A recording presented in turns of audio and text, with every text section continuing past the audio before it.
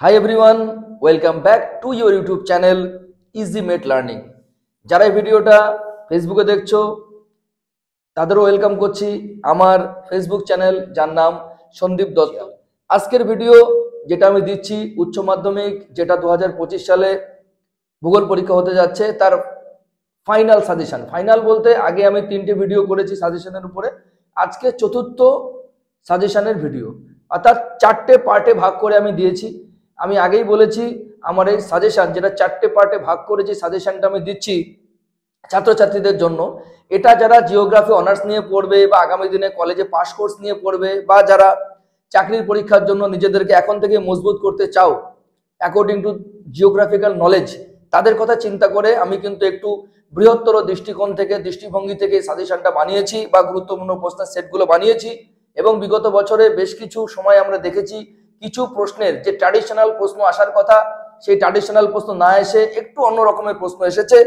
এই বিভিন্ন দৃষ্টিকোণগুলো দিকগুলো মাথায় রেখে কিন্তু বর্তমানে আমি যে ভিডিওতে 4টে পার্ট 4টে অংশে ভাগ করে যে ভিডিওটা আমি করেছি সেগুলো কিন্তু আমি লক্ষ্য রেখেছি during the making of my videos. সুতরাং আজকের ভিডিওটা খুবই গুরুত্বপূর্ণ, অর্থাৎ যে চ্যাপ্টারগুলো সাজেশন আমি দিইনি ভূগোলের উচ্চ মাধ্যমিক ভূগোল 2025 সালে যেটা হতে যাচ্ছে তার বেশ কিছু চ্যাপ্টারের সাজেশন, বলতে পারো 70 থেকে 80% সাজেশন আমি ইতিমধ্যে টেস্ট পরীক্ষার আগে দিয়ে দিয়েছি। টেস্ট পরীক্ষা সদ্য সমাপ্ত হয়েছে, এরপরে আমি বাদবাকি অধ্যায়গুলো সাজেশন নিয়ে তোমাদের সামনে হাজির হলাম। আমি আবারও বলছি এই সাজেশনের প্রশ্নগুলো, এই যে 4টে ভিডিও আমি দিয়েছি, ইউটিউবে যদি দেখো ইউটিউবে আছে, ফেসবুকে যদি দেখো ফেসবুকেও 4টে ভিডিও আছে। তোমরা যদি 4টে ভিডিও দেখো এখান থেকে তোমরা 90 থেকে 95% প্রশ্ন কিন্তু কমন পাবে। আমি 100% বলছি না, কিন্তু 90 থেকে 95% প্রশ্ন কিন্তু কমন আসার প্রবল সম্ভাবনা। অনেক ভিডিও তোমরা হয়তো দেখবে, অনেকে ভিডিও বানাবে সাজেশনের ভিডিও। আমি তোমাদের বারে বারে অনুরোধ করছি, ভিডিওটা ছড়িয়ে দেওয়ার অনুরোধ করছি, এখান থেকে কিন্তু প্রশ্ন আসতে চলেছে, এটা কিন্তু আমি বারবার বলছি। সুতরাং আর দেরি করবো না, আজকে অর্থনৈতিক ভূগোলের ভেতরে যে অধ্যায়গুলো সাজেশন আমি দিতে চলেছি আমি একদম প্রথমে তাদের নাম বলে দিচ্ছি। প্রথমে হচ্ছে অর্থনৈতিক কাজের ধরন, এখান থেকে আমি কিছু প্রশ্ন দেবো, যার মধ্যে তৃতীয় শ্রেণীর অর্থনৈতিক কার্যকলাপ বিশেষ করে সেখান থেকেও কিছু প্রশ্ন থাকবে।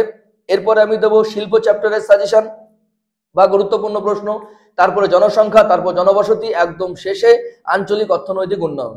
এই যে বিষয়গুলো থেকে আমি প্রশ্ন করব তোমরা মিলিয়ে নিও, এখান থেকে প্রশ্ন কিন্তু আসবেই আসবে। আর দেরি করবো না, একদম প্রথম যে চ্যাপ্টার আজকে তোমাদের জন্য অর্থনৈতিক কাজের ধারা। তোমরা জানো আমরা অর্থনৈতিক কাজগুলোকে বিভিন্ন ভাগে ভাগ করি, কারণ সকল অর্থনৈতিক কাজের ধরন বা প্রকৃতি বা নেচার একরকম নয়। সুতরাং তাদের আমরা কিন্তু ভাগ ভাগ করেছি, প্রথম, দ্বিতীয়, তৃতীয়, চতুর্থ, পঞ্চম শ্রেণীর অর্থনৈতিক কাজ এরকম কিন্তু ভাগ আছে। অর্থাৎ বিভিন্ন মানুষ বিভিন্ন ধরনের বা বিভিন্ন ক্যাটাগরির কাজের সাথে কিন্তু যুক্ত। এই প্রত্যেকটি কাজ কাকে বলে, তাদের বৈশিষ্ট্য কি এবং উদাহরণ, এই ব্যাপারগুলো থেকে কিন্তু এবার প্রশ্ন আসতে পারে। এবং প্রত্যেকটি কাজে যুক্ত শ্রমিকদের কখনো লাল কলার ওয়ার্কার্স বলে, কখনো ব্লু বা কখনো পিঙ্ক বা কখনো হোয়াইট বা কখনো গোল্ড কলার ওয়ার্কার্স বলে, এগুলো তোমরা পড়বে। এবং আরেকটা জিনিস আমি তোমাদের বলে রাখি, ধরো চতুর্থ শ্রেণীর অর্থনৈতিক কার্যকলাপ, একে ইংরেজিতে কি বলে, কোয়াটার্নারি কার্যকলাপ। পঞ্চম শ্রেণীর অর্থনৈতিক কার্যকলাপ কি বলে, একে কুইনারি অর্থনৈতিক কার্যকলাপ। অর্থাৎ এগুলোর ইংরেজি টার্মগুলো আমি পড়তে বলছি, কারণ অনেক সময় বাংলাতে প্রশ্ন হয়তো আসবে কিন্তু ইংরেজি টার্মটা দেবে কিন্তু বাংলা উচ্চারণে আসতে পারে, সেজন্য তোমরা ইংরেজি টার্মটা দেখে নিও। এবং আমি আরেকটা বিষয় গুরুত্বপূর্ণ কথা এই ভিডিওর মাধ্যমে বলছি, যারা কিনা ভূগোলে অনার্স করবে আগামী দিনে তারা প্রত্যেকটা জিনিসের প্রত্যেকটা প্রশ্নের ইংরেজি টার্মগুলো এখন থেকে জানো, কারণ অনার্সে তোমাদের প্রশ্ন কিন্তু ইংরেজি ভার্সানে হয়, বাংলা ভার্সানে কিন্তু হয় না। সুতরাং এখন থেকে কিন্তু সেই ইংরেজি টার্মগুলো তোমরা জানা অভ্যাস করো, ঠিক আছে? এরপরে একটা প্রশ্ন বলছি, কোয়াটার্নারি এবং কুইনারি অর্থনৈতিক কাজের মধ্যে পার্থক্য। আগেই বলেছি কোয়াটার্নারি মানে চতুর্থ শ্রেণীর অর্থনৈতিক কাজ, কুইনারি মানে পঞ্চম শ্রেণীর অর্থনৈতিক কাজ, এদের মধ্যে পার্থক্য। আরেকটা প্রশ্ন এখান থেকে আছে, আধুনিক যোগাযোগ ব্যবস্থায় কৃত্রিম উপগ্রহের ভূমিকা লেখো। কৃত্রিম উপগ্রহ আধুনিক যোগাযোগ ব্যবস্থার মধ্যে পড়ে, এর গুরুত্বটা তোমরা এখান থেকে কিন্তু দেখে নেবে। এরপরে যে প্রশ্নটা আমি বলছি, মানে আরো কিছু প্রশ্ন এই অর্থনৈতিক কাজ ধরনের মধ্যে দেওয়া আছে, সেটা হচ্ছে জলপথকে উন্নয়নের জীবনরেখা বলে কেন। মানে ধরে নিতে পারো জলপথের গুরুত্ব বলা হচ্ছে, রেলপথকে জীবনরেখা বলে কেন, ধরে নাও রেলপথের গুরুত্ব চাওয়া হচ্ছে। ইন্টারনেটের গুরুত্ব কি, তথ্য প্রযুক্তি শিল্প কি, লাল, নীল, গোলাপি, সাদা, সোনালী কলার বা বর্ণের শ্রমিক কাকে বলে আসতে পারে। সড়ক পথ ও রেলপথের গুরুত্ব এবং সমস্যা লেখো আসতে পারে। আউটসোর্সিং কি আসতে পারে। স্বর্ণালী চতুর্ভুজ প্রকল্প কি, সার্ক কি, ওপেক কি, জাতীয় সড়ক পথ সম্পর্কে সংক্ষিপ্ত টিকালেখ আসতে পারে, মেট্রো রেল আসতে পারে, শিপিং লাইন আসতে পারে, শিপিং লেন আসতে পারে, পর্যটন শিল্প কি এটা আসতে পারে, এবং হীরক চতুর্ভুজ প্রকল্প কি এটাও কিন্তু তোমরা একবার দেখে যাবে। অর্থাৎ অর্থনৈতিক কাজের ধরন এই চ্যাপ্টার থেকে কিন্তু অনেক ধরনের প্রশ্ন কিন্তু আসছে। আগে এই চ্যাপ্টার থেকে শিল্প চ্যাপ্টারের সাথে লেজুর হিসাবে প্রশ্ন আসতো না, কিন্তু গত 2024 সালের প্রশ্নপত্র বিশ্লেষণ করে দেখা যাচ্ছে শিল্প চ্যাপ্টারের সাথে কিন্তু এই আমাদের তৃতীয় শ্রেণীর অর্থনৈতিক কার্যকলাপ বা বলতে পারি অর্থনৈতিক কাজের ধরন এই যে বিষয় এইখান থেকে কিন্তু প্রশ্ন আসছে, যেটা কিন্তু একটা ট্র্যাডিশনালিটি কে বলতে পারি উপেক্ষা করেছে। চিরাচরিত যে পথ প্রশ্ন করে সেটাকে কিন্তু একটু উপেক্ষা করা হয়েছে, সুতরাং এই ব্যাপারে আমাদের সাবধান থাকতে হবে। এরপরে যে অধ্যায়ের সাজেশন তোমাদের সামনে দিচ্ছি সেটা হচ্ছে শিল্প। আমি প্রথমেই কিছু শিল্প দিচ্ছি, প্রথম দুটো শিল্প দিচ্ছি। পশ্চিম ভারতে পেট্রোরসায়ন শিল্প এবং পশ্চিম ভারতেই কার্পাস বয়ন শিল্প গড়ে ওঠার কারণগুলি আলোচনা করো। এই প্রশ্নটা গুরুত্বপূর্ণ। আরেকটা প্রশ্ন আমি বলছি, পূর্ব এবং মধ্য ভারতে লৌহ ইস্পাত শিল্পের বিকাশের কারণ কি? এই প্রশ্নগুলো কিন্তু খুব খুব গুরুত্বপূর্ণ, একবার দেখে যাও। এছাড়া বলছি 2 নম্বরের জন্য কানাডা কাগজ শিল্প উন্নত কেন, 2 নম্বরের জন্য আইসোডোপান কি, আইসোটিম কি, ক্রিটিক্যাল আইসোডোপান কি, এগুলো তোমরা কোথায় পাবে? ওয়েবারের তত্ত্ব বলে একটা তত্ত্ব আছে, the least cost theory of industrial location বলে একটা তত্ত্ব আছে শিল্প বিজ্ঞানী ওয়েবারের, সেই তত্ত্বের মধ্যে কিন্তু এখানে পাবে, এটা একটু দেখবে। পরের একটা প্রশ্ন আছে, ভারতের রেডিমেড পোশাক শিল্প সম্পর্কে সংক্ষিপ্ত আলোচনা করো, তার মানে কেন গড়ে ওঠে, সমস্যা, এগুলো একটু দেখে যাবে। পরের প্রশ্ন, কাঁচামালের অভাব থাকা সত্ত্বেও জাপান লৌহ ইস্পাত শিল্পে উন্নত কেন, এটা একটা বড় প্রশ্ন আসতে পারে।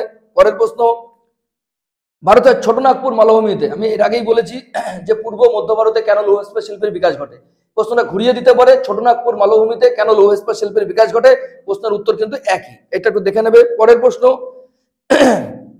কোন অঞ্চলে শিল্প স্থাপনের কারণগুলো কি? অর্থাৎ কোন একটা অঞ্চলে ধরো শিল্প গড়ে উঠবে, তার জন্য কিছু প্রাকৃতিক কারণ দায়ী, কিছু অপ্রাকৃতিক কারণ দায়ী, সেগুলো কি কি সেগুলো আমাদের আলোচনা করতে বলছে। পরের প্রশ্ন, গবাদি পশুর সংখ্যা অধিক হলেও ভারতে দুগ্ধ প্রক্রিয়াকরণ শিল্প উন্নতি লাভ করতে পারেনি কেন? অর্থাৎ আমাদের ভারতবর্ষে এমন কোনো গ্রাম নেই, এমন কোনো জায়গা নেই যেখানে আমরা ঘরে ঘরে গবাদি পশু পালন করি না, কিন্তু তা সত্ত্বেও কিন্তু আমরা গবাদি পশু পালন ভিত্তিক যে শিল্প, ধরো দুগ্ধ শিল্প, চামড়া শিল্প, মাংস শিল্প, পনির শিল্প, চিজ শিল্প, এগুলো তো উন্নতি লাভ করতে পারিনি। ওয়াই? আমরা কেন পারিনি এটা পড়তে হবে। পরে ব্রাজিলের রাবার শিল্পর গড়ে ওঠার কারণ, শুধু ব্রাজিল নয়, আমি মালয়েশিয়াতেও রাবার শিল্প গড়ে ওঠার কারণ তোমাদের পড়ে যেতে বলছি, এবং সেই সাথে সাথে সমস্যা, অর্থাৎ মালয়েশিয়া এবং ব্রাজিলে রাবার চাষের ক্ষেত্রে কি কি সমস্যা আছে সেগুলো দেখবে। পরের প্রশ্ন 2 নম্বরের জন্য, পণ্য সূচক কাকে বলে, অথবা কার্পাস শিল্পকে কেন শেকড় আলগা শিল্প বলে, এটা পড়বে। এরপরে একটা প্রশ্ন আছে, সূর্যোদয়ের শিল্প কি এবং পেট্রো রাসায়নিক শিল্প কাকে বলে? মাথায় রাখবে, সূর্যোদয়ের শিল্প মানেই কিন্তু পেট্রো রাসায়নিক শিল্প, দুটোই একই উত্তর হবে। পরের প্রশ্ন, আমেরিকা যুক্তরাষ্ট্রের কার্পাস শিল্পের বন্টন সম্পর্কে আলোচনা করো, অর্থাৎ কোথায় কোথায় আমেরিকা যুক্তরাষ্ট্রে কার্পাস শিল্প গড়ে উঠেছে সেই জায়গাগুলোর নাম কিন্তু লিখতে বলছে। প্রয়োজনে এখানে কিন্তু মানচিত্র প্রয়োগ করবে, এবং যদি কোনো, এই যে আমি একটু আগে বলছিলাম যে শিল্প কেন গড়ে ওঠে, পশ্চিম ভারতে কেন গড়ে ওঠে কার্পাস শিল্প বা পেট্রোকেমিক্যাল শিল্প, পূর্ব ভারতে কেন লৌহ শিল্প গড়ে ওঠে, প্রত্যেকটা ক্ষেত্রে geographical distribution map is very very important, map কিন্তু আঁকতে হবে। মানচিত্রের ব্যবহার কিন্তু তোমাদের অর্থনৈতিক ভূগোলে করতে হবে। প্রাকৃতিক ভূগোলে যেমন ভূমিরূপের ছবি ইত্যাদি ইত্যাদি আমাদের আঁকতে হয়, এবং অর্থনৈতিক ভূগোলের ক্ষেত্রেও কিন্তু আমাদের ম্যাপের ব্যবহার কিন্তু বাড়াতে হবে। উইদাউট ম্যাপ আমরা কিন্তু একদম সম্পূর্ণ নাম্বার কিন্তু আমরা পাবো না, অর্থাৎ 100 যাদের টার্গেট তারা পাবে না যদি এগুলো ম্যাপ ইউজ না করো। তারপরে হচ্ছে পৃথিবীর প্রধান এবং অপ্রধান শিল্প কেন্দ্রগুলির নাম লেখো। দেখবে পৃথিবী জুড়ে কিছু শিল্পাঞ্চল আছে, যেমন আমাদের ভারতের ক্ষেত্রে যদি আমি উদাহরণ দিই, আসানসোল দুর্গাপুর শিল্পাঞ্চল, বা মুম্বাই পুনে শিল্পাঞ্চল, জাপানের যদি উদাহরণ দিই ওসাকা কোবে নাগাসাকি শিল্পাঞ্চল, এরকম পৃথিবী জুড়ে কিছু শিল্পাঞ্চল আছে। সেই শিল্পাঞ্চলগুলোর নাম এবং প্রধান প্রধান দু একটা শিল্পের কথা জাস্ট পড়বে, জাস্ট নাম এবং শিল্পের নাম, আর কিছু না, এগুলো ডিটেলসে পড়ার কোনো ব্যাপার নেই, বুঝে নিলে। পরের প্রশ্ন হচ্ছে, ভারতে খাদ্য প্রক্রিয়াকরণ শিল্পের উন্নতির কারণ কি, এবং সাথে সমস্যাও পড়ে রাখবে, এটা কিন্তু দেখে রাখবে। পরের প্রশ্ন, আমেরিকা যুক্তরাষ্ট্রের নিউ ইংল্যান্ডে যে কার্পাস শিল্প তার ক্রমাবনতির কারণ কি? অর্থাৎ আমেরিকা যুক্তরাষ্ট্রের প্রথমে নিউ ইংল্যান্ড বলে যে অঞ্চলটা ছিল সেখানে কার্পাস শিল্পের প্রথমে উন্নতি ঘটে, তারপরে কার্পাস বস্ত্রবয়ন শিল্প কেন্দ্রগুলো মার্কিন যুক্তরাষ্ট্রের দক্ষিণের দিকে যে রাজ্যগুলো আছে সেদিকে তারা সরে যেতে শুরু করে, অর্থাৎ তোমরা নিউ ইংল্যান্ডে কেন কার্পাস শিল্প গড়ে ওঠে সেটাও একবার দেখবে, এবং কেন দক্ষিণে সরে যায় মানে প্রবলেম গুলো কি কি সেটা দেখবে।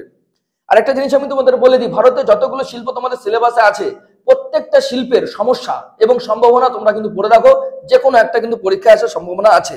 পরের প্রশ্ন, বাংলাদেশে পাট শিল্পের উন্নতির কারণ এবং সমস্যা, অর্থাৎ পাট শিল্পে বাংলাদেশ, এটা পড়তে হবে। মালয়েশিয়ার রবার শিল্প আগেই বলেছি। এবং আলাদা করে তোমরা একটু পড়বে টিকা হিসাবে টিসকো, তোমরা জানো Tata iron and steel company, IISCO Indian iron and steel company, এগুলো তোমরা কিন্তু 3 নম্বরে বা 2 নম্বরের করে একটু পড়ে যাবে। পরের প্রশ্ন, শিল্প থেকে মার্কিন যুক্তরাষ্ট্রে পেট্রোকেমিক্যাল শিল্পের বন্টন এবং উন্নতির কারণ এবং সমস্যা যদি কিছু থাকে সেটা পড়ে যাবে। ভারতে মোটর গাড়ি নির্মাণ শিল্পের উন্নতির কারণ এবং সমস্যা পড়ে যাবে, এবং মার্কিন যুক্তরাষ্ট্রের মোটর গাড়ি নির্মাণ শিল্পের উন্নতির কারণ এবং সমস্যা পড়ে যাবে। অর্থাৎ এগুলো আমি এখান থেকে দিলাম। শিল্প থেকে আশা করছি এই প্রশ্নগুলো পড়লে হয়ে যাবে, তবে এর থেকে কম প্রশ্ন পড়লেও হবে। আমি আবার বলছি, I will give a last minute suggestion for all of you, এটা আমি তোমাদের কথা দিচ্ছি। পরীক্ষার 1 সপ্তাহ কি 2 সপ্তাহ আগে আমি একটা লাস্ট মিনিট সাজেশন আমি কিন্তু আমার এই চ্যানেলে আপলোড করতে চলেছি। সেখানে অনেক কম প্রশ্ন থাকবে। আমি টেস্ট পরীক্ষার আগেও আমার কাছে যারা সরাসরি পড়ে, যে সমস্ত ছাত্রছাত্রী অফলাইনে আমার কাছে পড়ে, তাদের জন্য সাজেশন করেছিলাম, এবং বহু স্কুলে বলতে পারি অন্তত 10 থেকে 12টা স্কুলে হুবহু কমন চলে এসছে। আমাদের আশেপাশে যে স্কুলগুলো আছে, আমি যে এলাকায় থাকি, আমি উত্তর 24 পরগনায় থাকি। জনসংখ্যা চ্যাপ্টারের পরের চ্যাপ্টার, যেখান থেকে গুরুত্বপূর্ণ প্রশ্ন আমি বলতে চলেছি। প্রথমে, পৃথিবীর অসম জনবন্টনের প্রাকৃতিক কারণ এবং অপ্রাকৃতিক কারণগুলি আলোচনা করো, ভেরি ভেরি ইম্পর্টেন্ট। কাম্য জনসংখ্যা কাকে বলে, এর বৈশিষ্ট্য লেখো, ইম্পর্টেন্ট। জনঘনত্ব এবং মানুষ জমির অনুপাতের মধ্যে পার্থক্য লেখো, গুরুত্বপূর্ণ। বিশ্বব্যাপী জনসংখ্যার বন্টনের উপরে পরিব্রাজনের প্রভাব লেখো। প্রত্যেকটা প্রশ্ন খুব দারুণ প্রশ্ন। বিশ্বব্যাপী জনসংখ্যার উপর পরিব্রাজনের প্রভাব লেখো হলো। তারপরে বয়স লিঙ্গ অনুপাতের গুরুত্ব লেখো, বা বয়স লিঙ্গ অনুপাত কাকে বলে, এটাও কিন্তু পরীক্ষায় আসতে পারে। এর পরের প্রশ্ন, জনসংখ্যার পিরামিড কাকে বলে, উন্নত দেশ এবং অনুন্নত দেশের জনসংখ্যার পিরামিডের মধ্যে পার্থক্য কি দিতে পারে, জনবিস্ফোরণ কি, জন অভিক্ষেপ কি, এগুলো কিন্তু 2 নম্বরের প্রশ্ন দিতে পারে। এর পরের প্রশ্ন, জনকীর্ণতা এবং জনস্বল্পতা সংজ্ঞা দাও, বা এদের মধ্যে পার্থক্য আসতে পারে, মানে অধিক জনসংখ্যা এবং কম জনসংখ্যা, এদের মধ্যে পার্থক্য বা কাকে বলে। পরের প্রশ্ন, ভারতে দ্রুত জনসংখ্যা বৃদ্ধির কেন হচ্ছে তার কারণগুলি লেখো। তারপরেরটা হচ্ছে পরিব্রাজনের পুশ এবং পুল ফ্যাক্টর কি, অর্থাৎ পরিব্রাজন মানে একটা জায়গা থেকে অন্য জায়গায় চলে যাওয়া। মানুষ কেন এক জায়গা থেকে অন্য জায়গায় যাচ্ছে, তাহলে একটা জায়গা থেকে ধাক্কা খেয়ে অন্য জায়গায় যাচ্ছে, আর কোন জায়গায় যেখানে যাচ্ছে নিশ্চয়ই সেখানে কিছু আকর্ষণীয় কারণ আছে, সেই আকর্ষণীয় কারণের জন্য যাচ্ছে, তাকে বলে পুল ফ্যাক্টর। আর যে কারণগুলোতে জন্য আর কি কোনো এলাকা ত্যাগ করে চলে যাচ্ছে, তাকে বলা হচ্ছে পুশ ফ্যাক্টর। এগুলো একবার দেখবে। জনবিবর্তন মডেলের কোন পর্যায়ে ভারত অবস্থান করছে, এটা বলতে হবে, বা জনবিবর্তন মডেল কি, এখান থেকেও কিন্তু প্রশ্ন আসতে পারে। জনসংখ্যা থেকে বলে দিলাম, এবার জনবসতি থেকে আমি প্রশ্ন বলবো। জনবসতি থেকে কিছু প্রশ্ন আছে, যেমন কার্যাবলী অনুসারে পৌর বসতি এবং গ্রামীণ বসতি শ্রেণী বিভাগ করো কাজের ভিত্তিতে। যেমন শহরের ক্ষেত্রে হতে পারে সামরিক শহর, প্রশাসনিক শহর, গ্রামের ক্ষেত্রে হতে পারে বনজ সম্পদ ভিত্তিক গ্রাম, তারপরে মৎস্য নির্ভর গ্রাম, এগুলো কার্যাবলী ভিত্তিক, এদের শ্রেণী বিভাগ। পরের প্রশ্ন, 2011 সালের আদমশুমারি অনুযায়ী পৌর বসতি এবং গ্রামীণ বসতি দুটোই বলছি, এর কাকে বলে, বা এদের পৌর বসতি এবং গ্রামীণ বসতি কি কি নির্ধারক দ্বারা আমরা তাদের চিহ্নিত করতে পারবো, এটা তোমাদের পড়তে হবে। গোষ্ঠীবদ্ধ বা বিক্ষিপ্ত বা রৈখিক জনবসতি গড়ে ওঠার কারণ বা এদের বৈশিষ্ট্য, এই 3টের মধ্যে থেকে একটা কিন্তু আসতে চলেছে। যাই হোক, আমি যখন ডিটেলে পরে আমি একটা লাস্ট মিনিট সাজেশন করব, সেখানে আমি আরো একদম নির্দিষ্ট করে কিছু প্রশ্ন তোমাদের বলে দেওয়ার চেষ্টা করব। যাই হোক, যারা অন্তত সেইভাবে প্রস্তুতি চালাতে পারোনি বিভিন্ন কারণে, তাদের জন্য সেই সাজেশনটা গুরুত্বপূর্ণ হবে। কিন্তু যারা ভূগোলে অনার্স করবে, আমি বারে তাদের বলবো তারা কিন্তু বেশি পড়তে হবে তাদের, কারণ বর্তমানে এই ইউটিউবের যুগে এমন এমন সব ভিডিও হচ্ছে, 2টো প্রশ্ন পড়লে কমন, 4টে প্রশ্ন পড়লে কমন, ফলে ছাত্রছাত্রীদের যে বেসিক যে প্রতিভা, ক্ষমতা, পড়ার ক্ষমতা নষ্ট হয়ে যাচ্ছে।